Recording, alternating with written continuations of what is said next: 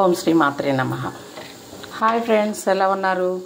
ఈరోజు నేను ఒక కొత్త వంటని మీకు పరిచయం చేయబోతున్నా అండి. ఇది వచ్చేసి ఉప్మా రవ్వ అండి. మనం ఉప్మా చేసుకునే రవ్వ. ఇది బియ్యం రవ్వ కాదండి, ఉప్మా చేసుకుంటాం కదండి బొంబాయి రవ్వ. అది ఈ కప్పుడు తీసుకున్నా అండి నేను కొలత.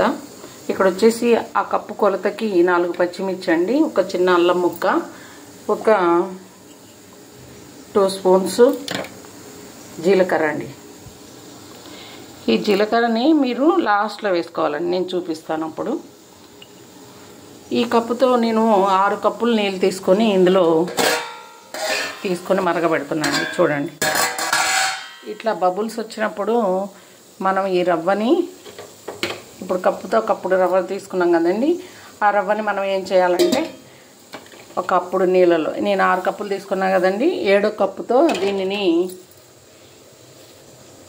నీళ్ళలో కలుపుకోవాలండి. 7వ కప్పు నీళ్ళతో దీంట్లో కలుపుకోవాలండి. నేను కప్పుడు మెజర్ తీసుకొని పక్కన మనం దీన్ని ఉడకబెట్టుకుందామండి. నేను పచ్చిమిర్చి అండ్ అల్లం తీసుకున్నా కదండి, ఆ అల్లం పచ్చిమిర్చి పేస్టు ఎప్పుడు వేయాలో చూపిస్తా అండి. ఆ తర్వాత జీలకర్ర ఎప్పుడు వేయాలో చూపిస్తా అండి. చూడండి, వీటిని మనం తిప్పుకోవాలండి. మొత్తం తయారైన తర్వాత మీకు పచ్చిమిర్చి అల్లం వేసినప్పుడు మీకు చూపిస్తాను, ఆ తర్వాత జీలకర్ర వేసినప్పుడు చూపిస్తాను. ఇందులో ఏం అవసరం లేదండి, ఓన్లీ పచ్చిమిర్చి, అల్లం, రవ్వను, జీలకర్ర అండి. ఇలా వచ్చిన తర్వాత మనం సిమ్లో పెట్టుకోవాలండి. సిమ్లో పెట్టుకొని మూత పెట్టుకోవాలండి. ఒక 5 మినిట్స్ తర్వాత వచ్చి మనం పచ్చిమిర్చి అల్లం పేస్ట్ వేద్దాం. ఈ కన్సిస్టెన్సీ వచ్చిన తర్వాత మనం ఏం చేయాలంటే, ఇంత గట్టిగా రావాలండి, ఇంత గట్టిగా చూడండి. ఇంకా ఈ కన్సిస్టెన్సీ వచ్చిన తర్వాత మనం పచ్చగా దంచుకున్న పచ్చిమిర్చి అల్లం పేస్ట్ ఇందులో వేస్తాం.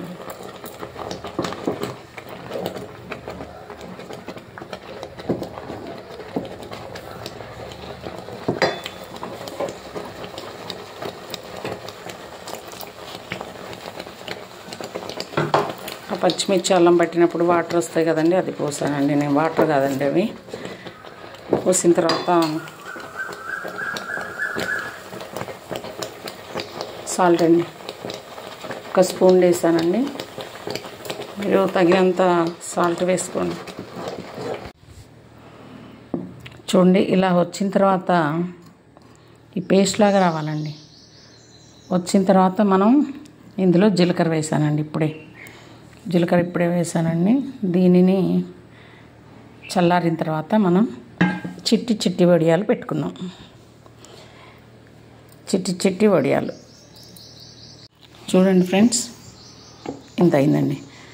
దీనితో మీకు సుమారుగా ఒక 60 చిట్టి వడియాలు అవుతాయండి.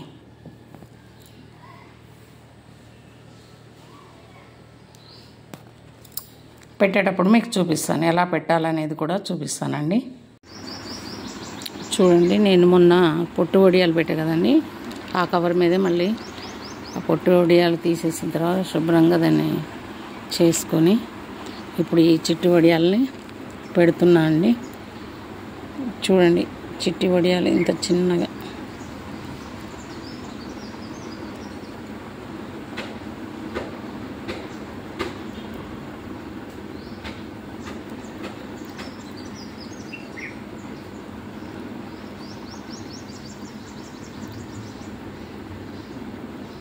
ఇలా పెట్టుకోవాలండి. నేను మొత్తం పెట్టాక ఒకసారి మీకు చూపిస్తాను. ఇవి ఈవినింగ్ కల్లా మంచిగా ఎండిపోతాయండి. ఎండిన తర్వాత కూడా మీకు చూపిస్తాను. ఒకసారి ఫ్రై చేసి కూడా చూపిస్తాను. చూడండి ఫ్రెండ్స్, ఎంత పర్ఫెక్ట్గా వచ్చాయి రవ్వ వడియాలు, చిట్టి వడియాలు ఎంత బాగున్నాయో చూడండి ఫ్రెండ్స్. మీకు ఈ రవ్వ వడియాలు, ఈ చిట్టి వడియాలు మీకు నచ్చినట్లయితే లైక్ చేయండి, షేర్ చేయండి, సబ్స్క్రైబ్ చేయండి, నన్ను ఎంకరేజ్ చేయండి. Thank you friends. ఇదే వీడియోని నేను షార్ట్లో కూడా పెడతానండి.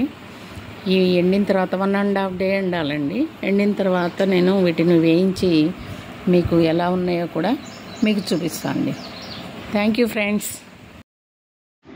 హాయ్ ఫ్రెండ్స్, నేను మహాని, మా అమ్మమ్మ వాళ్ళ మనవరాలి. కొత్తగా పెట్టిన యూట్యూబ్ ఛానల్ని షేర్ చేయండి, లైక్ చేయండి, సబ్స్క్రైబ్ చేయండి. పక్కనున్న బెల్ మాత్రం ఖచ్చితంగా కొట్టండి ప్లీజ్.